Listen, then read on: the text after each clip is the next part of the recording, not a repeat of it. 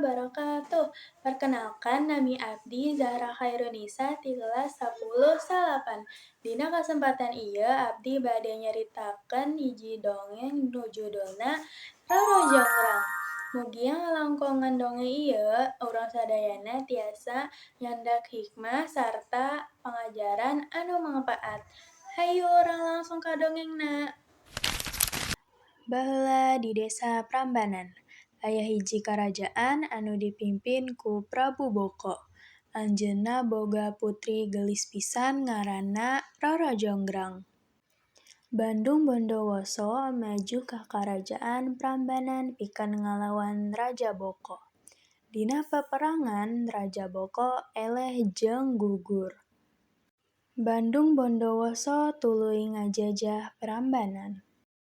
Ningali kaendahan Roro Jonggrang, Bandung Bondowoso hayang ngajadikeun anjeunna pamajikan.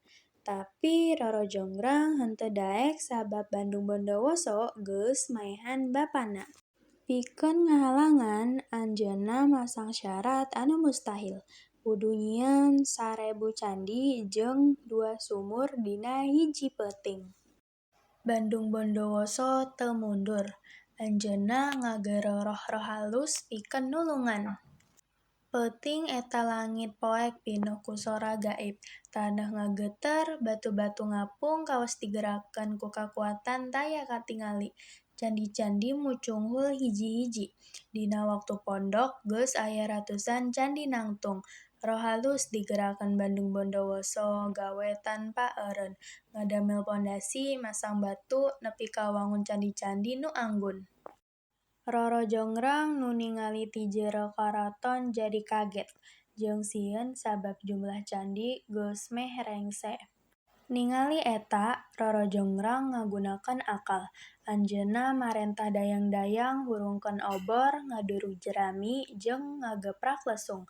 Sora jeung cahaya nyieun suasana siga fajar. Roh-roh halus nyangka beurang geus datang, tuluy ngaleungitkeun diri. Hasilna, candi ngan rengse 888. Bandung Bondowoso kacida ambekna, anjeunna ngarasa dibohongan ku Roro Jonggrang.